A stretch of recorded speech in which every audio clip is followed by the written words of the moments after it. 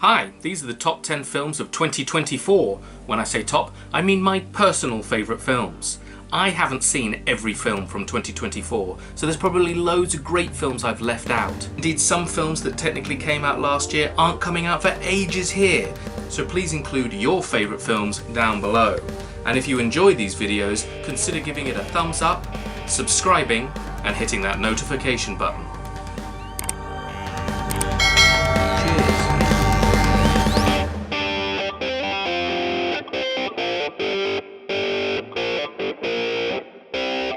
In at number 10, Kill.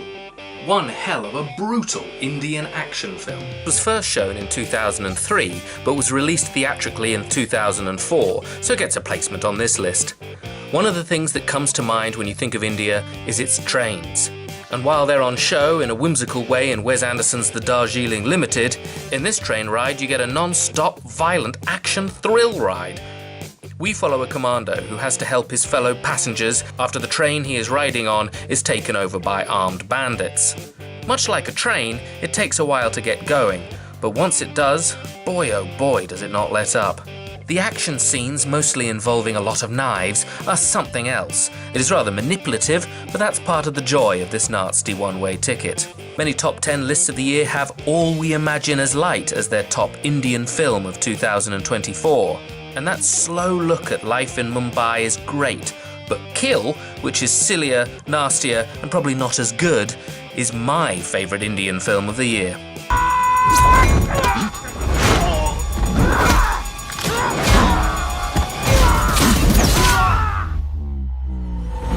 In at number 9, Conclave. Who would have thought that a film about a bunch of cardinals voting in a new pope would be this thrilling? Edward Berger does an outstanding job of adapting Robert Harris's novel to the big screen, truly making a film about old men sitting in a hall cinematic. Ralph Fiennes is tremendous as the cardinal organising this riveting papal conclave. He's sombre, conflicted and stressed. It's a hard part to pull off, and Fiennes makes this quiet character utterly relatable. He's joined by some brilliant cardinals, including Stanley Tucci as a liberal who says he doesn't want the papacy, but certainly does, and John Lithgow as a demon headmaster, old-fashioned, conniving cardinal.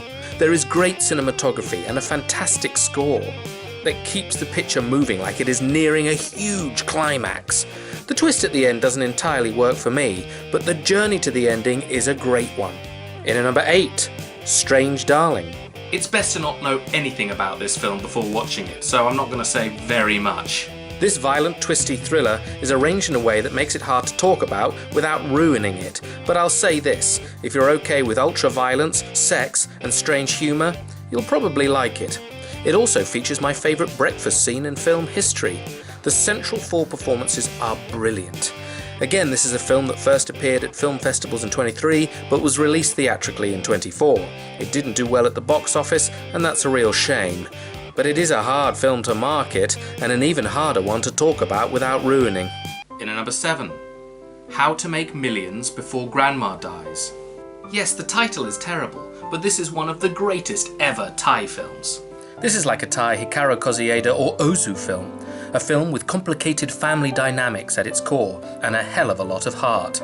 We follow a layabout young man who decides to look after his terminally ill grandmother, hoping he will be left her house. Things are not that simple though, with other family members circling the dying woman like vultures. In some ways it's the reverse Tokyo Story. Where that had family members who had no time for a parent near the end, this has children suddenly being there for the worst of reasons.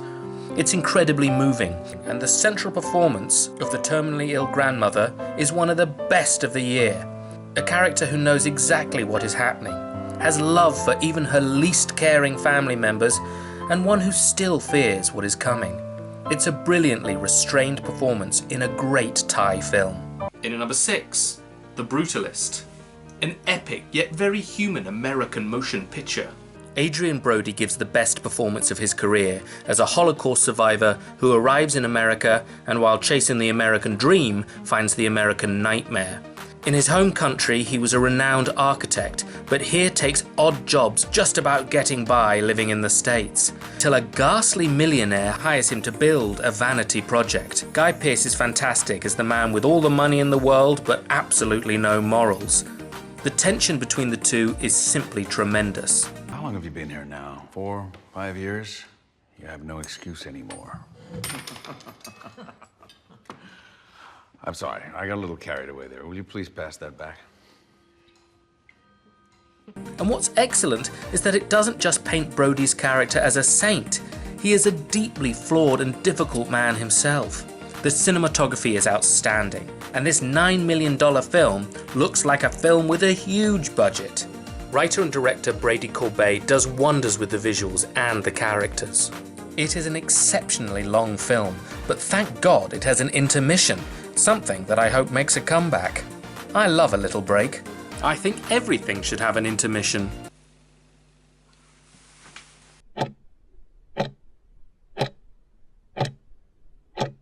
In at number 5, The Substance. A wonderfully nauseating body horror. Demi Moore gives the best performance of her career, being able to mock herself in a brilliantly vanity-free way. She plays an aging star who, after losing her media job, goes to the black market and begins to take a drug that creates a much younger version of herself. Things, however, quite expectedly, don't go according to plan. This is a film about the pressures on women, especially in Hollywood, to look good. And the film hammers that point home in an inventive, over-the-top and absolutely revolting way. It creates a very contained world, with only a few locations and even fewer characters. Joining Moore is Margaret Qualley as her younger self. Qualley has really been picking fabulously strange projects to work on. And giving another brilliantly vanity-free performance is Dennis Quaid as Moore's sexist producer. The scene of him eating shrimp is by far the most nauseating thing in the film. The sound design is terrific, as are the practical, gruesome effects. This is a funny, camp and glamorously gory picture. In number 4, Nosferatu. This is one of the very best adaptations of Bram Stoker's Dracula. I do think that Bill Skarsgård's voice added at least 20 minutes to the running time, but it was a hell of an achievement to bring something new to this character. The other thing that this film does, I think better than any other version of Dracula, is how they display the dread people feel when they hear he is coming. The threat of his incoming presence is brilliantly displayed. If I have one criticism, it is that the story is so familiar by now that at times you couldn't help but feel you've seen it all before, despite how imaginative and cinematic this Robert Eggers remake of the 1922 classic is, which itself was based on Bram Stoker's Dracula. The sets, the effects, the costumes and the score are all terrific. It has some brilliant performances, and Eggers is one of the great directors working today, able to make artistic, atmospheric and unique films that still get audiences into the cinema. Nosferatu was a real cinematic treat.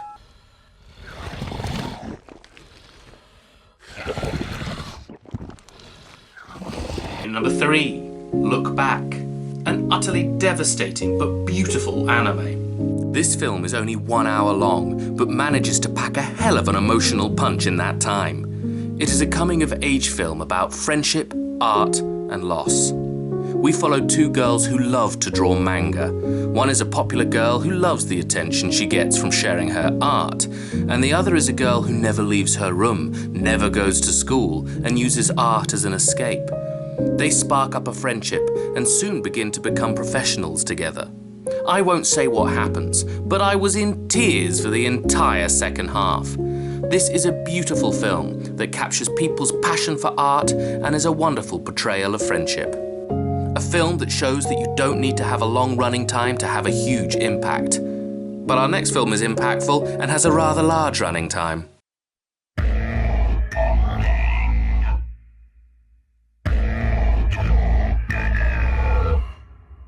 One hell of a cinematic experience. I thought part 1 was great, but didn't include it in my top 10 of 2021, as I wanted to see if they could pull off the tricky second half of the novel, something that the 1984 version failed to do. And boy oh boy did they pull it off. And even then, this nearly 3-hour film of just the latter half of the novel seems a little rushed towards the end. In the 1970s and 80s, we had Star Wars. In the 2000s, we had The Lord of the Rings. 2010s, the MCU was king. And now for the 2020s, I truly feel Denis Villeneuve's Dune is the rightful heir. But what's fantastic about this franchise is how adult it is, dealing with huge themes such as religion and power, as well as being sexually charged.